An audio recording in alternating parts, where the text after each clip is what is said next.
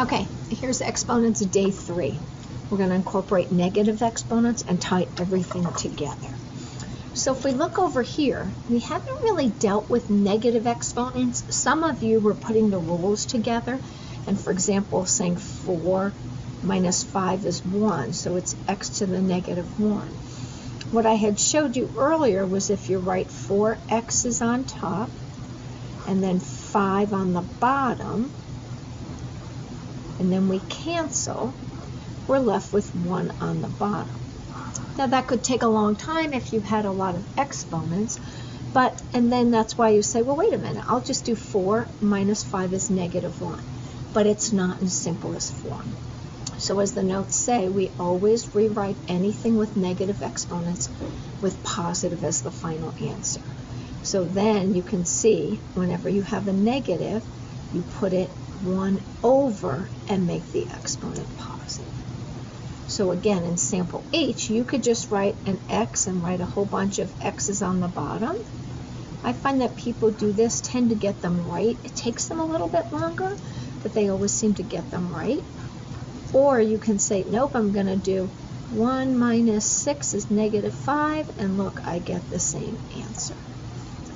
In this example, let's follow the rule. 3 minus 10 is negative 7.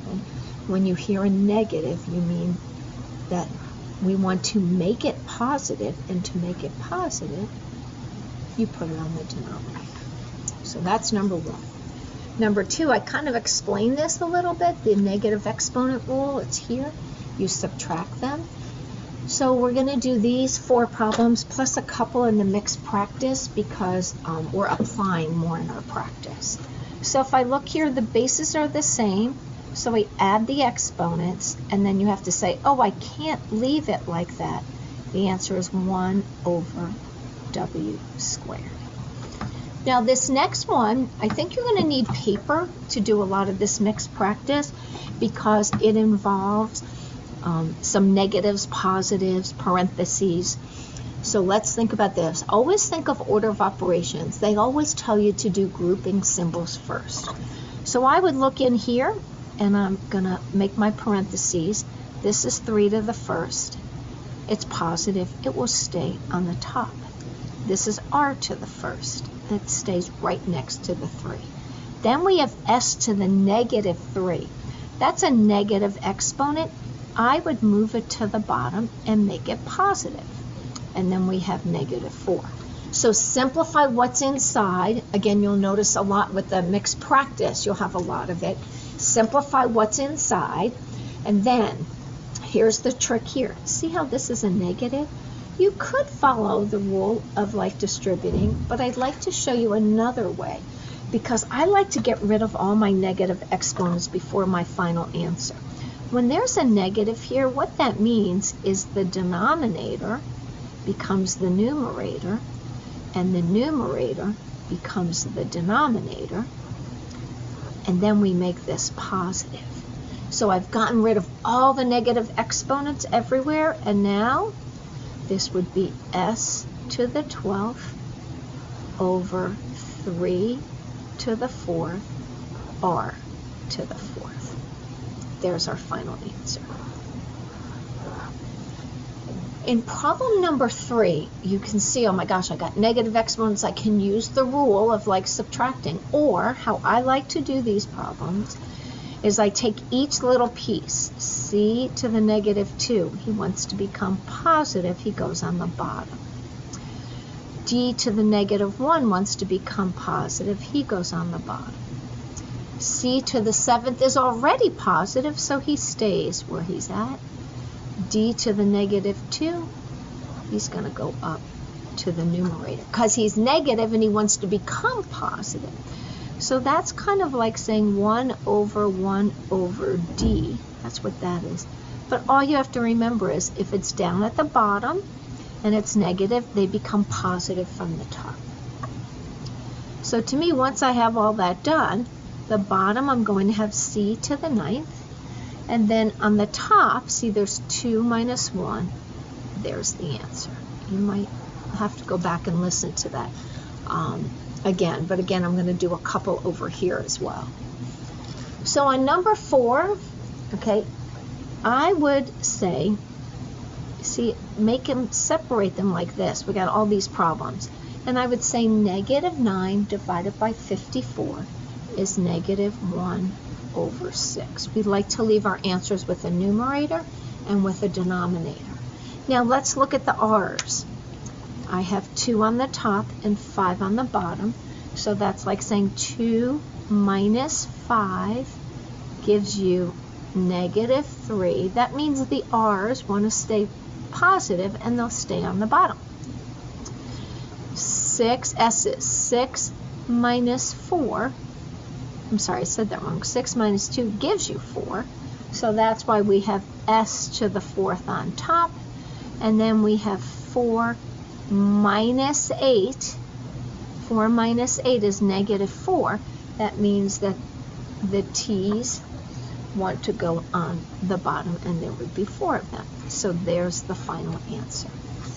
So this time the answers are on the back, but I really need you guys to work through all these, and I'm going to do a couple right now just to make sure that you understand how to go about it. So we're going to do number 1, and then we're going to look at number 4.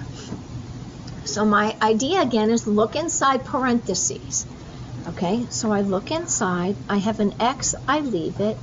I have a y to the 4th, I leave that because they're already positive. We want things to be positive. Then we have x to the negative 2, that goes over here. It's going to be moved because he wants to be positive, and that means we have to move him to the numerator. And then on the bottom, I have y to the, and now I'm looking to see if that is a 2 or a 3. It is a 3. That is a little hard. Okay. And to the negative 3. So let's simplify in here. Well, on the top, I have x to the 3rd times y, right? Because these cancel. And then think about that. That's a negative. So that means it's really like this, right? So then I have to switch the numerator and the denominator. This is positive. And then I get 1 over x to the 9th, y to the 3rd. You can distribute this and you get a lot of negatives. Mine takes an extra step, but I think it's good because it goes through to make everything positive first. So we'll try number 4. So again, we want to make number 4. This is x to the 3rd. And we're going to move the y to the 2nd on the denominator. Then I have x to the negative 2. Going to move that up top. And then I have y to the negative 3. I'm going to move that up top. So once everything is positive, oh gosh, it's negative 1. Oh, that's not bad. So then all I have to do is switch the numerator and the denominator. But let's simplify it first, Miss Burford. I'm rushing. So this is going to be x to the 5th y. And then when I switch it, it's going to be 1 over x to the 5th times y. So what I'd like you to do now is go ahead and do these practice, right? The rest of these. The answers are on the back. These ones are a little bit more challenging as well because there's 2 ways to approach this. I like looking at this and I put my numbers together and then I simplify. There's 1 on the top, 3 on the bottom. That gives me f squared. 8 minus 2 is 6. Then I look over here, and I always move my numbers on the outside so they're together, and I know I'm multiplying. And then I'm left with an f on top and g to the 4th. So, 3 times 4 is 12 divided by 2, but divided by 6 is 2. And then I have 6 minus 4 is 2. And 1 minus 2 is negative 2. That means it stays on the bottom. And there's the answer. Okay.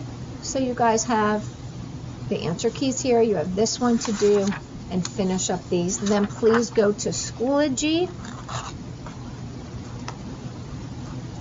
And what you're going to do is the practice. That's going to take you a little longer than day 1 or day 2. And then do the skill check. And after the skill check, do the math space. We'll have review next class, so we have more practice to do. And then your quiz will be the class after.